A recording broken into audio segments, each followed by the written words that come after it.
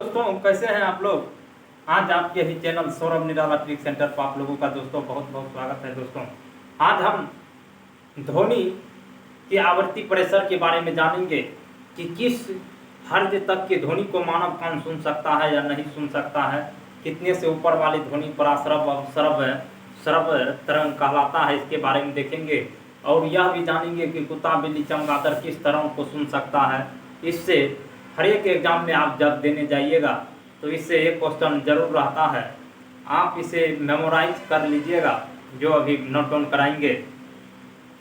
तो आज आप हमारे साथ बने रहिए और देखिए ध्वनि तरंग के बारे में आपको हम पहले बताते हैं। जहाँ लिखे हैं ध्वनि तरंग साउंड वेव, हम जो अभी बोल रहे हैं यह भी एक तरंग के रूप में ही बाहर निकल रहा है।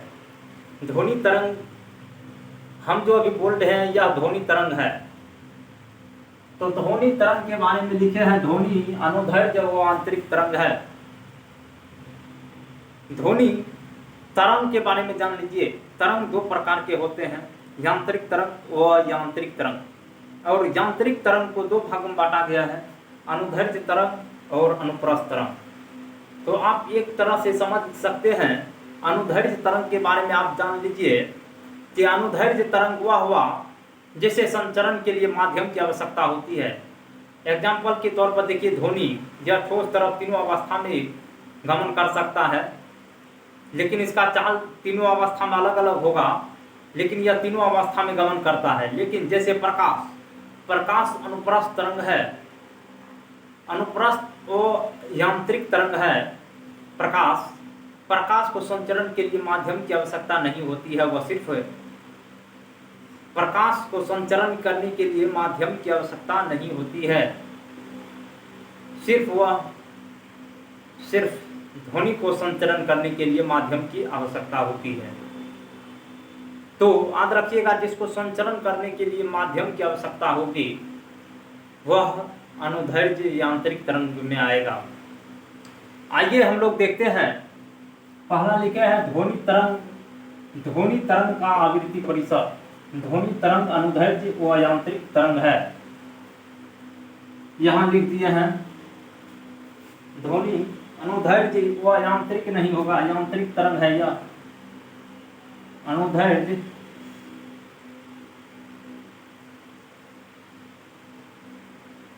बंद कर दीजिएगा। ध्वनि तरंग अनुदैर्घ्य यांत्रिक तरंग है। इसके बाद देखिए ध्वनि तरंग का आवृत्ति परिसर रेंज क्या है। अवसरव तरंग इंफ्रासोनिक वेव, वैसा तरंग जिसका आवृत्ति परिसर 20 हर्ट्ज से कम हो उसे अवसरव तरंग कहते हैं। इसे हमारा कान नहीं सुन सकता है। इसे सुनने के लिए बड़े आकार के स्रोतों का जरूरत होता है। पराश्रव तरंग, इसके बाद होता है श्रव तरंग, एडियोबल बैंड जिसको कहते हैं। 20 हर्ज से 20,000 हर्ज के बीच वाली ध्वनि को, यानी कि आवृत्ति हर्ज वाले ध्वनि को मानव कान सुन सकता है, जिसे श्रव्य तरंग कहा जाता है।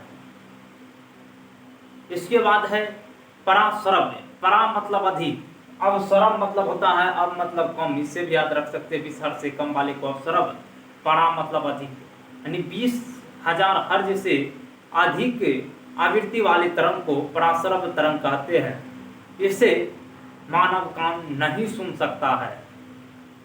याद रखिएगा, न अवसरव तरंग को मानव कान सुनता है, न पराश्रव तरंग को मानव कान सुनता है। लेकिन पराश्रव तरंग को कुछ ऐसे जंतु होते हैं जैसे कुत्ता बिल्ली चमगादड़, ये सभी पराश्रव तरंग को सुन सकता है।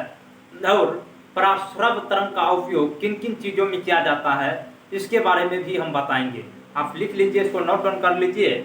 20 हर्ज से नहीं चल रहा है, मार्कर थोड़ा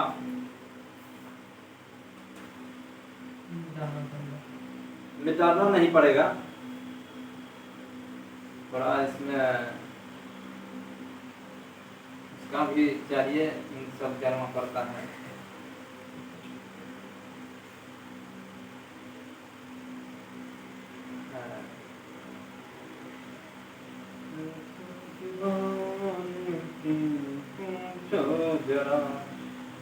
आइए दोस्तों, बने रहिए हमारे साथ लास्ट तक जानकारी के लिए। 20 हर्ज से 20 लिखे हैं, 20 हर्ज से नीचे नीचे की आवृत्ति वाले ध्वनि तरंग को अवश्रव्य तरंग कहते हैं। श्रव्य तरंग कहते हैं। देखिए लिखे हैं अवश्रव तरंग। अब मतलब होता है कम, श्रव मतलब सुनना, अब मतलब याद रखिएगा कम, अब से होता है कम, अब का अर्थ होता है। तो याद रखिएगा 20 हर्ज से कम वाले, 20 हर्ज से नीचे की आवृत्ति वाले ध्वनि तरंग को अवश्रव तरंग कहते हैं। इसे हमारा कान नहीं, मनुष्य कान न, मानव कान नहीं सुन सकता है। इसे मानव कान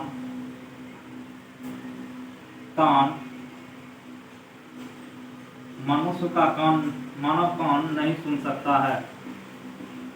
मानव कान नहीं सुन सकता है, नहीं सुन सकता है। इसके बाद नकल कर ले, इसके बारे में लिखे हैं, इसको एक बार आप लोग देख लीजिए। इसके बाद इसको तुरंत मिटा देंगे, बोर्ड पे जगह नहीं है। इसके बाद आइए नेक्स्ट है पराश्रव्य और श्रव्य तरंग। श्रव्य तरंग एडिबल रेंज के बारे में जानिए। एडिबल रेंज श्रव्य तरंग जिसे मानव कान सुनता है यानी सुन सकता है। श्रव्य तरंग 2 नंबर देखिए, एडिबल रेंज श्रव्य तरंग एडिबल रेंज श्रव्य तरंग एडिबल वेव लिख लीजिए, वेव्स श्रव्य तरंगे लिखे हैं। श्रव्य तरंगे यानी श्रव्य मतलब सुनना, जिसे तरंग को सुन सकता है। तो लिखिए 20 हर्ज से 20,000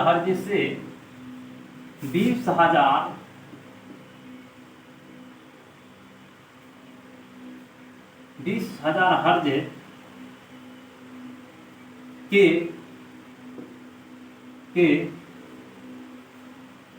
20,000 हर्ज के बीच आवृत्ति वाले ध्वनि तरंग को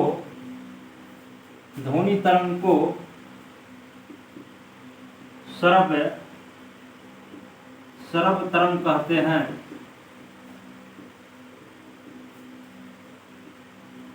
लिखे हैं श्रव्य तरंग एडिबल रेंज 20 हर्ज से 20,000 हर्ज के बीच वाले आवृत्ति वाले ध्वनि तरंग को मानव कान सुन सकता है, यानी कि इसे श्रव्य तरंग कहते हैं। लिख लीजिए यहाँ, इसे मानव कान सुन सकता है। इसे मानव कान सुन सकता है। इसके बाद नेक्स्ट है, इसको एक बार देख लीजिए, मेमोराइज कर लीजिए। इसके बाद देखते हैं नेक्स्ट है पराश्रव्य तरंग के बारे में देखते हैं। इसके बाद नेक्स्ट है पराश्रव्य तरंग। पराश्रव्य, परा मतलब अधिक, श्रव मतलब सुनना। 20,000 हर्ज से अधिक आवृत्ति के ध्वनि तरंग को पराश्रव्य तरंग कहते हैं। आपको यह जो हम अब श्रव्य तरंग के बारे में लिखे थे वह काफी इंपॉर्टेंट है। इससे ये हर एक एग्जाम में एक क्वेश्चन रहता है। इसके बाद इससे भी रहता है पराश्रव्य तरंग कितना से कितना रेंज वाले, यह भी दिया है। पराश्रव्य पराश्रव्य तरंग, अंग्रेजी लिख लो अल्ट्रा, लिख लीजिए अंग्रेजी इसका अल्ट्रासोनिक वेव, अल्ट्रासोनिक वेव।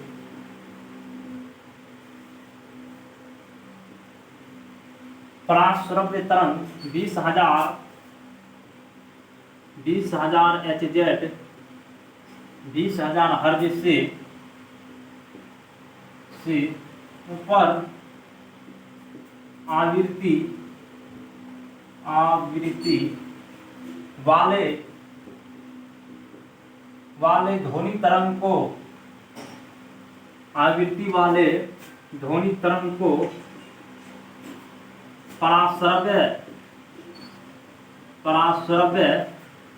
तरंग कहते हैं।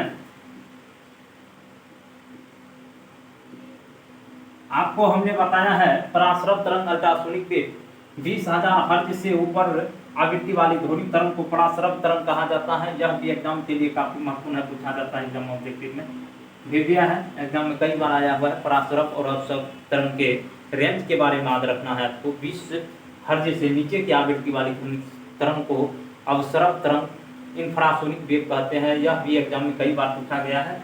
इसके बाद पराश्रव्य तरंग के बारे में भी पूछा गया है, जो 20,000 ऊपर से हर्ज से ऊपर की ध्वनि आवृत्ति को पराश्रव्य तरंग कहते हैं। इसको आप लोग नोट डाउन कर लो एक बार, लिख लीजिए। इसे मानव कान नहीं सुनता है, इसे मानव कान नहीं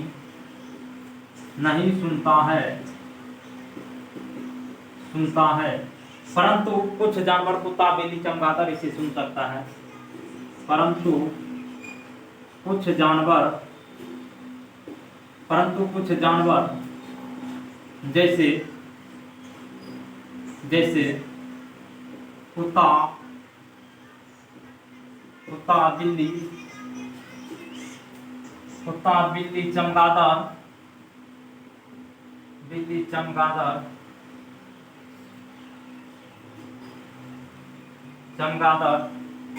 कुत्ता, बिल्ली, चमगादड़ इत्यादि इसे सुन सकते हैं,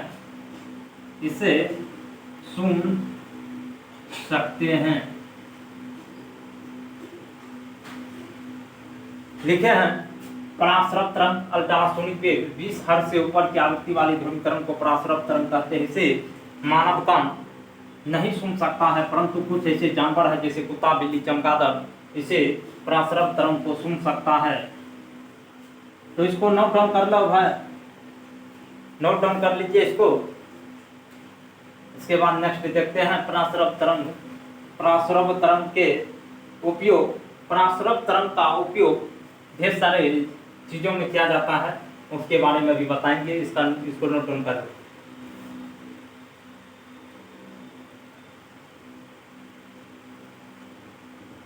चलिए इसके बाद नेक्स्ट देखते हैं पराश्रव्य तरंग के उपयोग के बारे में भी तुरंत देख लेते हैं।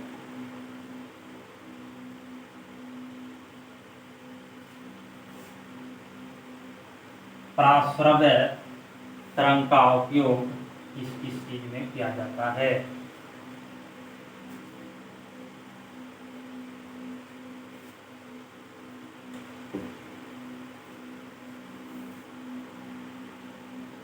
पराश्रव्य तरंग के बारे में आपको हमने बताया है। अवश्रव्य तरंग 20 हर्ज से नीचे की आवृत्ति वाले ध्वनि तरंग को अवश्रव्य तरंग कहते हैं। यह एग्जाम में कई बार आया हुआ है। उसके बाद बताए हैं 20 हर्ज से 20,000 हर्ज के बीच वाले आवृत्ति तरंग को श्रव्य तरंग कहते हैं। इसे मानव कान सुन सकता है। इसके बाद आपको पराश्रव्य के बारे में, आइए लिखिए पराश्रव्य का उपयोग।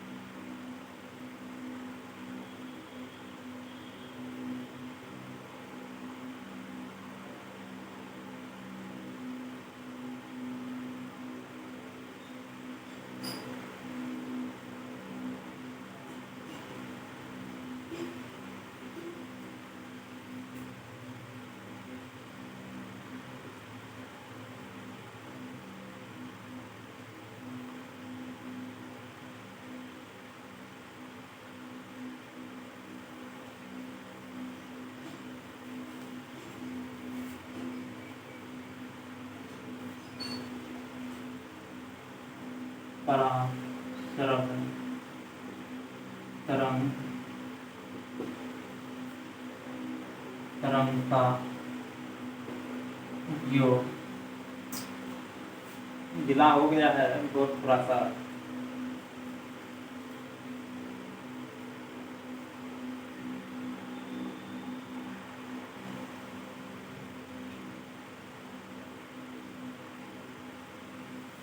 पंखा बंद कीजिए तो भाई, पंखा बंद कीजिए,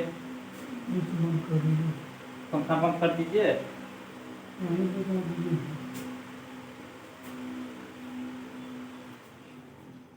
पराश्रव तरंग के उपयोग, पहला है संकेत भेजने में लिखिएगा। संकेत भेजने में किया जाता है, 2-3 पॉइंट लिख लीजिए जो में इम्पोर्टेंट है।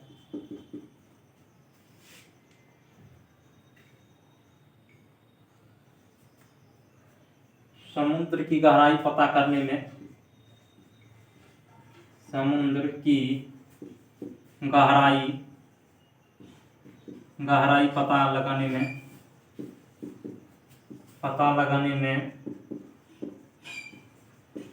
उसके बाद नेक्स्ट है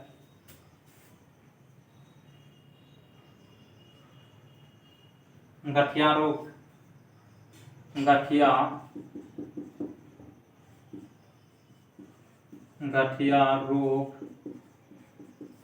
गठिया रोग के उपचार एवं मस्तिष्क के ट्यूमर का पता लगाने में, मस्तिष्क का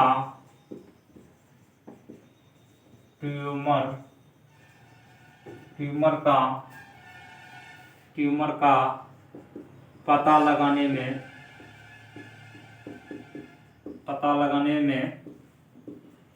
लिखे हैं समुद्र की गहराई।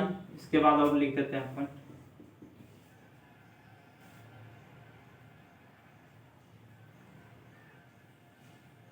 दूध के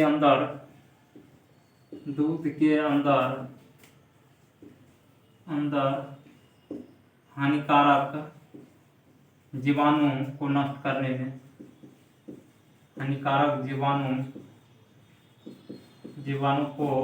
जीवाणु को नष्ट करने में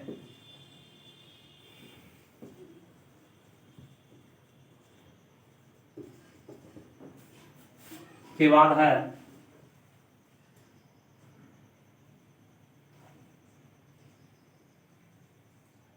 चलिए इतना ही इम्पोर्टेंट है इसके पराश्रव तरंग के बारे में। पराश्रव तरंग का उपयोग संकेत भेजने में, समुद्र की गहराई का पता लगाने में, गठिया रोग के उपचार एवं मस्तिष्क के ट्यूमर का पता लगाने में, दूध के अंदर हानिकारक जीवाणु को नष्ट करने में इसका पराश्रव तरंग का उपयोग किया जाता है।